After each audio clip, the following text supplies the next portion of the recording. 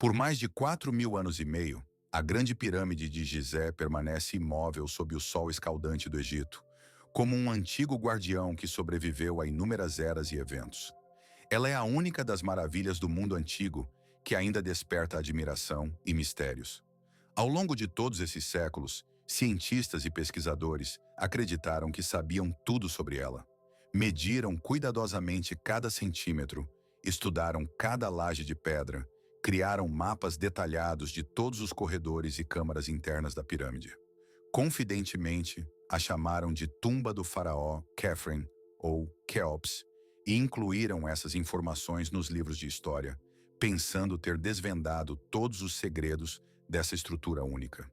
No entanto, e se o mais importante e misterioso dessa pirâmide não estiver em sua aparência ou arquitetura, mas no fato de que, na verdade, sabemos muito pouco sobre ela? E se todo o nosso conhecimento for apenas uma compreensão superficial, enquanto os verdadeiros mistérios estão escondidos tão profundamente que nem suspeitamos de sua existência? Antes de passar à parte principal de nossa história, gostaria de pedir um pequeno apoio de vocês. Sua reação é a melhor forma de mostrar gratidão pelo trabalho realizado. Seu like e sua inscrição serão uma recompensa para nós e um incentivo para continuar as pesquisas. Muito obrigado por isso. Durante décadas, cientistas, engenheiros e pesquisadores tentaram penetrar nos recantos mais secretos da pirâmide para desvendar seus mistérios. Dentro de suas paredes maciças, encontram-se as chamadas câmaras de ventilação, canais estreitos, quase invisíveis a olho nu, com apenas 20 por 20 centímetros de largura. Esses canais levam para cima, partindo das câmaras onde, segundo antigas lendas, repousam os corpos dos faraós, das câmaras do rei e da rainha. Por muito tempo, acreditou-se que esses estreitos túneis serviam para ventilação, garantindo a circulação de ar dentro da pirâmide. Mas essa teoria caiu por terra quando descobriu-se que os túneis que começam nas câmaras inferiores não levam ao exterior, mas terminam em lajes de pedras cegas, atrás das quais algo misterioso está escondido. Além dessas paredes, encontram-se portas enigmáticas, atrás das quais, aparentemente, há o desconhecido. Algo que ainda não foi revelado a nós. E, recentemente, após anos de preparação e desenvolvimento, entrou em ação um micro-robô moderno. Um dispositivo minúsculo equipado com uma broca e uma câmera endoscópica. Sua missão era percorrer um desses túneis misteriosos e fazer o que ninguém antes conseguiu: perfurar um orifício na porta em comum e olhar além dela para o próprio desconhecido, que foi selado dentro da pirâmide há milênios. O mundo ficou em expectativa, e finalmente, após uma longa e tensa jornada, o robô conseguiu atravessar a pedra e ativar sua câmera. Por um breve instante, transmitiu uma imagem mostrando o que estava escondido atrás da porta.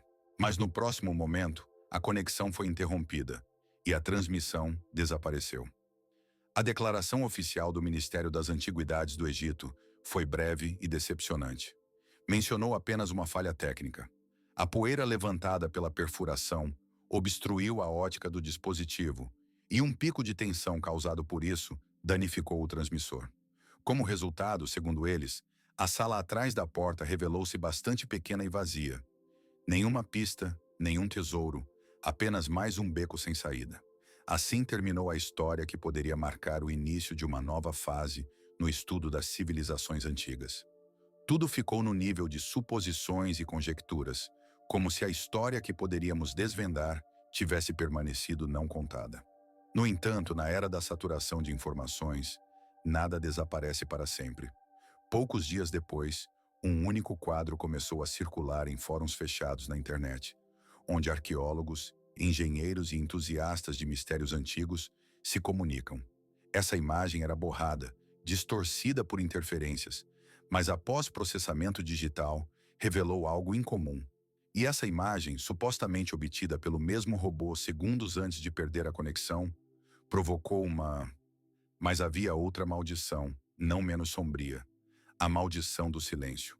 Howard Carter, segundo testemunhos de muitos de seus colegas, era uma pessoa reservada, obcecada por seu trabalho e extremamente desconfiada. Surgiram rumores de que ele, junto com o Lord Carnarvon, teria entrado na câmara funerária alguns dias antes da abertura oficial e, possivelmente, teria apropriado-se de algumas das descobertas. As versões oficiais rejeitavam essas acusações, mas após décadas, objetos começaram a aparecer em coleções privadas que, na opinião de especialistas, só poderiam ter vindo da tumba de Tutancâmon. Isso indicava que parte das relíquias poderia ter sido secretamente retirada ou escondida. Mas o mais importante e misterioso segredo não envolvia apenas ouro ou joias preciosas. Na câmara funerária, atrás de uma parede na qual estavam representadas cenas da vida após a morte, sempre pairaram suspeitas e conjecturas. A parede norte, por exemplo, parecia diferente das demais. O reboco nela tinha uma cor diferente, e as imagens pareciam ter sido feitas às pressas, ou posteriormente, às demais pinturas. Durante muitos anos, acreditou-se que isso era apenas uma característica da construção e que não havia nada de especial nisso. No entanto, em 2015, o renomado egiptólogo britânico Nicholas Reeves, ao estudar minuciosamente as fotos das paredes em alta resolução, notou linhas retas sob uma camada de reboco, semelhantes aos contornos de uma passagem secreta. Sua teoria causou um verdadeiro alvoroço. Reeves sugeriu que a tumba de Tutancâmon era apenas a fachada de uma tumba maior e mais importante, escondida atrás desse frontão. Ele afirmava que atrás da parede, no local das imagens, poderia haver uma porta de entrada, levando a uma sepultura muito mais grandiosa.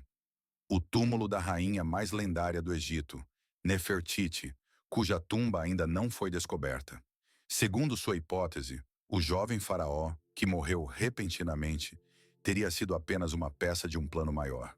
O mundo pareceu parar, aguardando a descoberta que poderia ser a maior desde que Carter abriu a tumba de Tutancâmon. Nesse momento, entrou em cena a burocracia egípcia, que imediatamente começou a impedir esse evento importante. O Ministério de Antiguidades, responsável pela preservação do patrimônio, decidiu colocar obstáculos a todas as tentativas de desvendar o mistério. Inicialmente alegaram que os dados obtidos com radares e scanners modernos eram insuficientes e exigiam verificação adicional. Depois, após realizar sua própria terceira varredura, anunciaram que não haviam encontrado resultados significativos, embora os relatórios detalhados de seus resultados nunca tenham sido publicados. Toda investigação adicional foi proibida sob o pretexto de preservar a integridade do monumento e evitar possíveis danos. Assim, a porta que poderia nos dar acesso às respostas foi fechada para sempre. Por que isso aconteceu? A versão oficial resume-se à proteção do patrimônio antigo, que deve ser preservado de destruição e intervenções desnecessárias. Mas existem versões não oficiais, mais ocultas e assustadoras. Eles supõem que as autoridades temem que dentro desse monumento estejam escondidos segredos que podem transformar toda a nossa compreensão do Antigo Egito. Afinal, a descoberta da tumba de Nefertiti seria um evento de escala planetária, provocando uma onda de interesse e pesquisas. Mas, ao mesmo tempo, tal achado traria uma série de problemas complexos. Requereria décadas de trabalho meticuloso, enormes custos e recursos, e, principalmente, poderia desviar completamente a atenção do mundo para uma única tumba, desvalorizando outros projetos e descobertas arqueológicas. Talvez as razões para o segredo sejam ainda mais profundas. Talvez as autoridades temam que uma nova descoberta force uma reescrita da história, mudando nossas percepções sobre toda a 18ª dinastia, que ocupa um lugar importante na história do Egito. Não sabemos exatamente o que está escondido por trás desse mistério. Existem apenas dados científicos que indicam a presença de algo incomum, enigmático, que pode alterar radicalmente nossa compreensão do passado. Mas também há uma proibição rigorosa de revelá-lo. O segredo de Tutancâmon não estaria na maldição, como se costuma pensar, mas no fato de que sua tumba é apenas a ponta de um enorme iceberg, sob o qual estão escondidas descobertas ainda mais incríveis, até agora inacessíveis aos nossos olhos. No século XX, no ano 2000, às margens da ilha grega de Antikythera, um grupo de mergulhadores de esponjas encontrou um navio naufragado da época do Império Romano. Entre as estátuas de mármore dispersas, ânforas e outros carregamentos, eles recuperaram um estranho objeto de metal, uma peça de bronze fundida com pedras e conchas. Ninguém deu muita importância a ele e foi enviado para o depósito do Museu Arqueológico Nacional de Atenas, onde permaneceu por décadas. Essa foi a primeira ocultação e ocorreu por ignorância. Somente meio século depois, em 1950, um cientista chamado Derek Price começou a estudar esse artefato estranho. E o que ele descobriu parecia impossível. Dentro da corrosão que cobria o pedaço de bronze, escondia-se um sistema extremamente complexo de dezenas de engrenagens minúsculas, mostradores e escalas. Não era apenas um mecanismo primitivo, mas um verdadeiro computador analógico de alta precisão. Quando os cientistas conseguiram restaurá-lo usando raios-x e tomografia computadorizada, ficaram impressionados. Esse mecanismo datava aproximadamente do século II a.C. e podia modelar com uma precisão incrível o movimento do Sol, da Lua e de 5 planetas então conhecidos. Ele previa eclipses solares e lunares, calculava as datas dos Jogos Olímpicos e mostrava as fases da Lua. Sua complexa transmissão de engrenagens diferenciais era comparável aos mecanismos dos relógios suíços do século XV. Um artefato assim simplesmente não poderia existir. Ele era pelo menos 1.500 anos mais avançado que a tecnologia de sua época. E então começou a segunda ocultação dessa descoberta. Seria mais fácil chamá-la de um lampejo genial acidental, uma ocorrência rara e anômala que não evoluiu, e que posteriormente, talvez, tenha sido falsificada ou se tornado um mito. Nos livros didáticos, tentavam evitar menções a ela, pois ela destruía completamente a cronologia da história estabelecida e levantava questões desconfortáveis. Se os antigos gregos podiam criar mecanismos tão complexos, o que então poderiam fazer seus antepassados? Quais conhecimentos e tecnologias perdemos ao longo dos séculos? E por que tais invenções surpreendentes desapareceram sem deixar vestígios, deixando apenas enigmas? A resposta a essa pergunta pode ser assustadora. Talvez esses mecanismos não fossem raridade, mas, ao contrário, fizessem parte do arsenal científico e técnico comum na época. Pode ser que fosse uma tecnologia padrão para navegação marítima ou cálculos astronômicos. No entanto, a maioria desses dispositivos era feita de bronze, um metal valioso que nos séculos seguintes era amplamente fundido para a produção de armas, moedas e joias. Hoje podemos ver apenas uma única peça sobrevivente, como se de toda a nossa antiga civilização tivesse restado apenas um único smartphone, um artefato tão raro e surpreendente. O que os arqueólogos do futuro pensariam de nós? Provavelmente também o chamariam de uma anomalia, mais fácil de esconder do que explicar. O mecanismo de Antikythera mostra que nosso passado é muito mais complexo e tecnologicamente avançado do que se costuma pensar. Ele prova que camadas inteiras de conhecimento foram perdidas ou deliberadamente destruídas. O exemplo mais marcante disso é a Biblioteca de Alexandria, que pegou fogo com seus manuscritos inestimáveis. Mas quantas outras bibliotecas, grandes e pequenas, foram destruídas para apagar da história conhecimentos que não se alinhavam com a nova doutrina política ou religiosa? Este computador de bronze, encontrado nas profundezas do mar, não é tanto um monumento à genialidade dos antigos, mas aos nossos próprios erros, à nossa ignorância e à nossa relutância em reconhecer fatos que podem assustar ou questionar nossas crenças. No sudeste da Turquia, há uma colina que os habitantes locais chamaram por séculos de Monte Göbekli. Por muito tempo, os arqueólogos a consideraram apenas um cemitério medieval, e por isso não demonstraram grande interesse por esse território. Mas em 1994, um arqueólogo alemão chamado Klaus Schmidt decidiu realizar escavações lá. O que ele descobriu não apenas mudou a história da Turquia, virou de cabeça para baixo nossas ideias sobre a origem da civilização humana. Sob a camada de terra, não havia túmulos, mas um complexo de templos gigantescos. Lá estavam dezenas de colunas maciças em forma de T, feitas de calcário, cada uma pesando até 20 toneladas. Elas estavam dispostas em círculos concêntricos, formando uma estrutura grandiosa. Nas colunas, estavam esculpidas imagens habilidosas de animais: raposas, cobras, javalis e garças. A escala e a complexidade deste complexo eram impressionantes, mas o mais surpreendente ainda estava por vir. A análise de radiocarbono revelou que a idade de Göbekli Tepe é de cerca de 12 mil anos. Para entender a importância disso, é útil lembrar que os livros didáticos falam sobre o início da civilização aproximadamente 10 mil anos atrás. Naquela época, acreditava-se que foi a Revolução Agrícola que marcou a transição do homem para um modo de vida sedentário, com o cultivo de cereais e a criação de animais domésticos. Esses eventos, na maioria das opiniões dos estudiosos, marcaram o ponto de partida para o surgimento de cidades, templos complexos, religiões e culturas. Mas Göbekli Tepe desafiou esse esquema. Este complexo megalítico foi construído 12 mil anos antes do advento da agricultura, 2.000 anos antes de as pessoas começarem a praticar a agricultura. Ele foi criado por caçadores e coletores, pessoas que costumamos considerar primitivas, vivendo em pequenos grupos, vagando por florestas e campos, em busca de comida e morando em cabanas simples. Este fato muda completamente nossas concepções sobre o desenvolvimento da civilização humana e nos leva a refletir sobre quantas outras descobertas podem estar escondidas sob a Terra, sob camadas de tempo, e quanto conhecimento foi perdido ao longo da história. Como foi possível que as pessoas se organizassem de forma tão poderosa e coordenada a ponto de mover centenas de toneladas de blocos de pedra por vários quilômetros e colocá-los exatamente nos locais certos?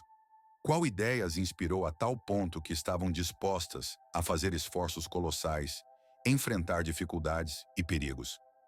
Göbekli Tepe mostra que tudo não era como parece à primeira vista.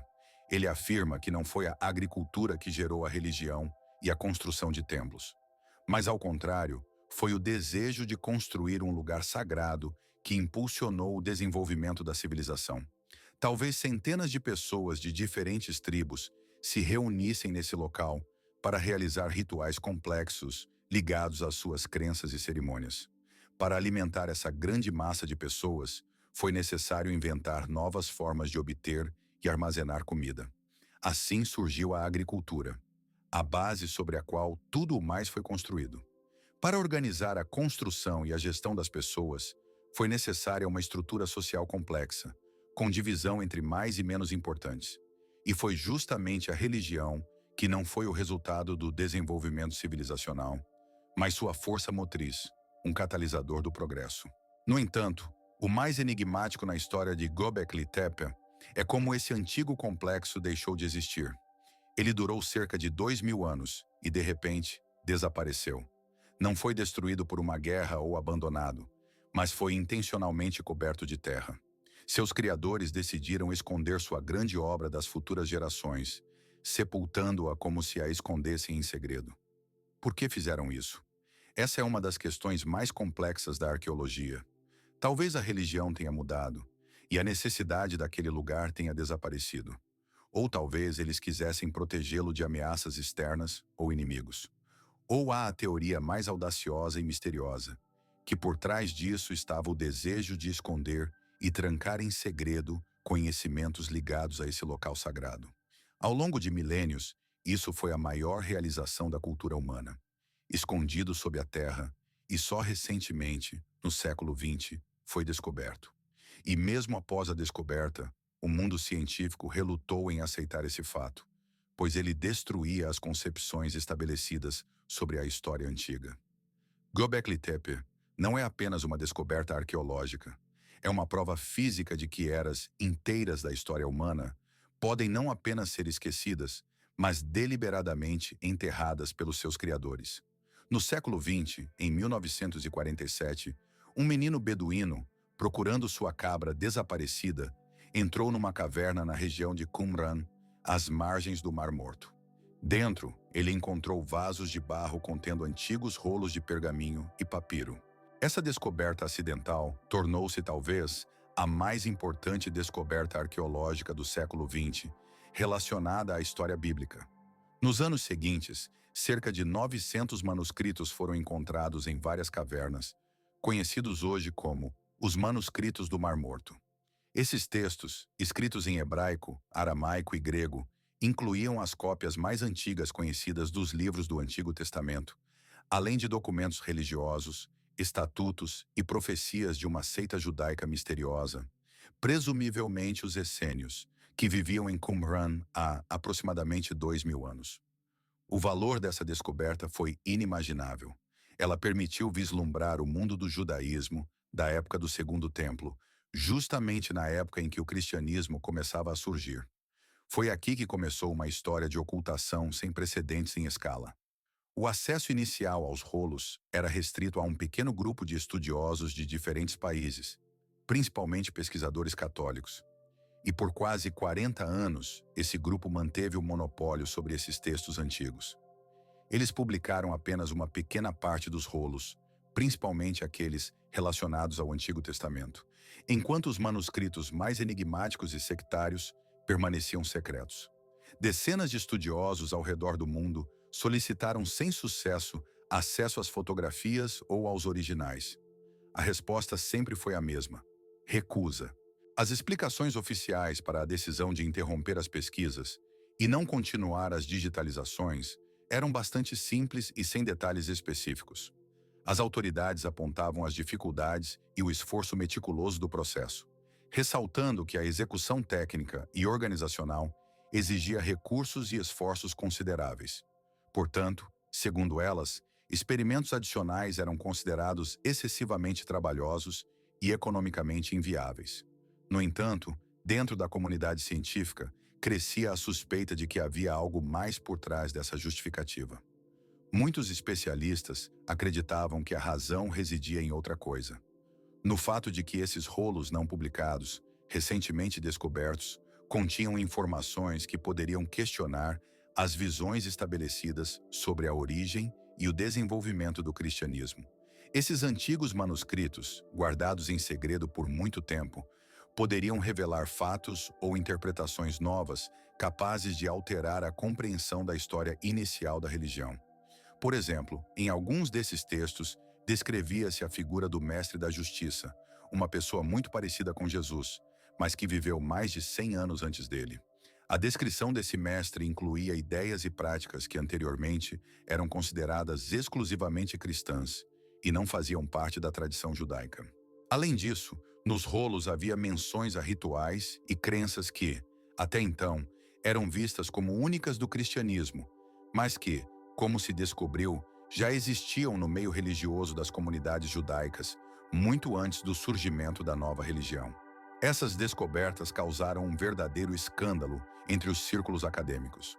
Os estudiosos foram acusados de esconder intencionalmente informações importantes, na tentativa de proteger os dogmas da Igreja, para evitar a divulgação de fatos históricos desconfortáveis que poderiam abalar a autoridade dos institutos religiosos. Assim começou uma verdadeira luta pelos rolos, que durou até o início dos anos 90 do século passado. Naquele tempo, uma biblioteca americana, que tinha acesso a fotocópias desses manuscritos, decidiu dar um passo arriscado. Ela quebrou o veto e os publicou, tornando-os acessíveis ao público em geral. Essa atitude quebrou completamente o monopólio sobre esses textos antigos e, embora os rolos não contivessem provas diretas, capazes de mudar radicalmente os fundamentos da fé, eles mostraram que a história era muito mais complexa do que se pensava. Revelaram que muitas ideias que sustentam o cristianismo não surgiram do nada, mas já existiam no ar, na cultura e no ambiente espiritual da época. Essas ideias faziam parte de um caldeirão intelectual e espiritual comum à época, onde diferentes tradições e pontos de vista se entrelaçavam. A ocultação dos rolos foi uma tentativa de preservar uma visão simplificada da história, torná-la mais clara e inequívoca, proteger a singularidade de algumas ideias e silenciar outras que poderiam questioná-la. Esse episódio mostra claramente como o controle sobre textos antigos se transforma em uma ferramenta de poder, permitindo manipular a narrativa do passado, e como a relutância em mudar a visão estabelecida do mundo leva ao ocultamento de conhecimentos por décadas ou até séculos. Essa história nos remete ao Egito, aos mistérios das tumbas e ao enigma de Tutancâmon, e dialoga diretamente com a ideia de ocultar descobertas arqueológicas importantes. Ela prova que a prática de esconder informações relevantes não ficou no passado. Ela ainda é atual hoje. Na era das tecnologias de satélite e dos georadars, esconder informações tornou-se cada vez mais difícil, mas ainda há tentativas de ocultar fatos importantes. Lembremos, por exemplo, a história relacionada à hipótese de uma tumba secreta de Nefertiti por trás das paredes da tumba de Tutancâmon. Em 2015, o pesquisador Nicholas Rips levantou a hipótese de que, por trás das paredes da famosa tumba, poderia haver outra, até então desconhecida. Essa hipótese foi confirmada por dados de varredura por radar, que revelaram a presença de vazios e até materiais orgânicos dentro da parede, o que poderia indicar a existência de múmias ou objetos de madeira. As autoridades egípcias, inicialmente favoráveis à ideia, de repente mudaram de posição. Ministro, por que então não foram divulgados completamente todos os detalhes técnicos dessa misteriosa investigação? Houve uma sensação de que o resultado final não foi obtido por acaso, mas por encomenda de certos interesses. Por quê? Talvez as autoridades temessem que a divulgação de todos os detalhes provocasse um interesse e uma comoção descontrolados, que poderiam sair do controle. Ou talvez tenham realizado uma investigação própria, secreta, sobre a qual não querem falar publicamente, porque encontraram algo muito importante, ou, pelo contrário, algo tão problemático que, neste momento, é melhor congelar a situação e não atrair atenção. Talvez tenham decidido guardar essa descoberta para um momento mais oportuno, para apresentá-la no futuro, quando o cenário político ou econômico estiver mais favorável. Essa história demonstra claramente como a ciência moderna enfrenta a opacidade e a possível ocultação de informações. Temos tecnologias capazes de ver através de paredes, enxergar o invisível e penetrar em objetos profundamente escondidos. Mas, se alguém não quer que façamos isso, nossas possibilidades se tornam impotentes. Isso nos leva ao maior mistério com o qual começamos. Aquele enigma relacionado ao robô que olhou por uma porta que não foi aberta nos últimos 4.500 anos.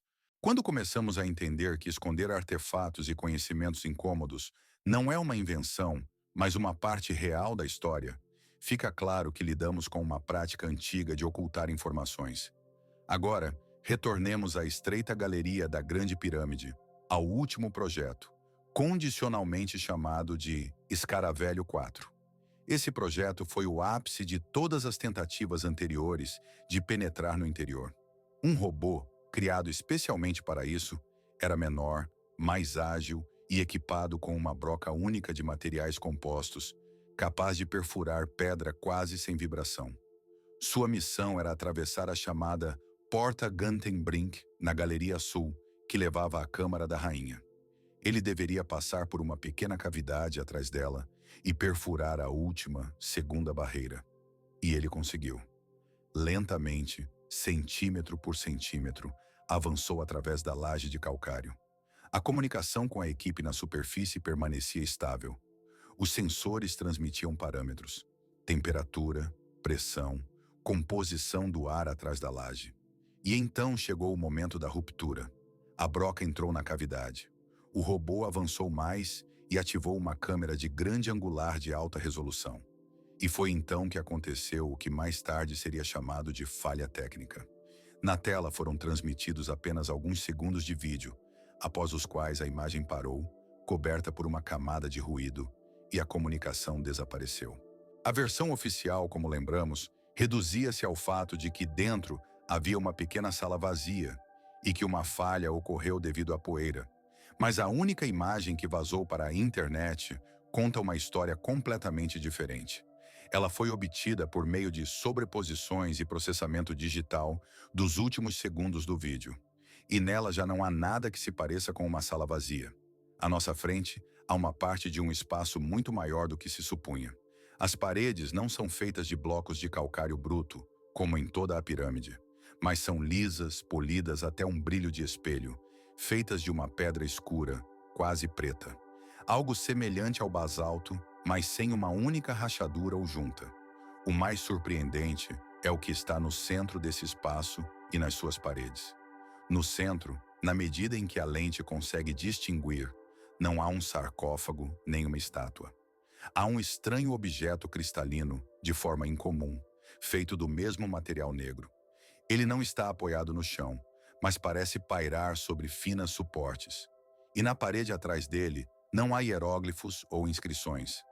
Em seu lugar, há algo que impressionou e atordoou engenheiros e físicos. Toda a parede diante de nós está coberta por gravuras e padrões complexos, que não são meramente desenhos ou inscrições. São ornamentos intricados, multilayer, que remetem a esquemas elétricos ou diagramas de ondas.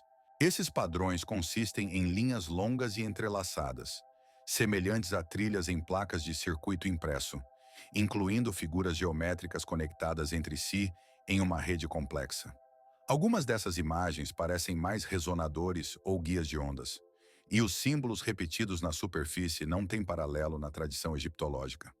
Os físicos, ao estudarem esses sinais, compararam-nos a representações gráficas de harmônicos e frequências, como se fossem algo relacionado a vibrações e oscilações ocultas na estrutura. Essa imagem não mostra uma tumba comum ou um monumento de antigos, mas toda uma sala de máquinas. No centro, há um mecanismo, cujo coração talvez seja toda a pirâmide. Imagine qual seria a reação daqueles que descobrissem uma imagem assim. Não se trata apenas de um valioso tesouro arqueológico ou de um túmulo de um faraó desconhecido. É uma prova direta de que a civilização do Antigo Egito possuía conhecimentos e tecnologias que nem sonhávamos existir. Assim, a Grande Pirâmide não é apenas um local de sepultamento, mas talvez um gigantesco gerador de energia ou um potente ressonador. Talvez ela usasse frequências sonoras para influenciar a matéria, ou fosse parte de um sistema global desaparecido há muito tempo, ligado ao controle de energia ou informação. Reconhecer algo assim significa não apenas revisar os livros didáticos, significa que toda a nossa história é uma mentira. Tal fato poderia desencadear uma crise incontrolável na ciência, na religião e em toda a nossa visão de mundo. Questionaria nosso lugar na história do planeta, forçando uma reavaliação de toda a narrativa do passado. Em uma situação como essa, qualquer governante ou líder, ao confrontar essa descoberta, provavelmente tentará escondê-la. Eles declararão que o equipamento quebrou ou afirmarão que a imagem que apareceu é uma falsificação.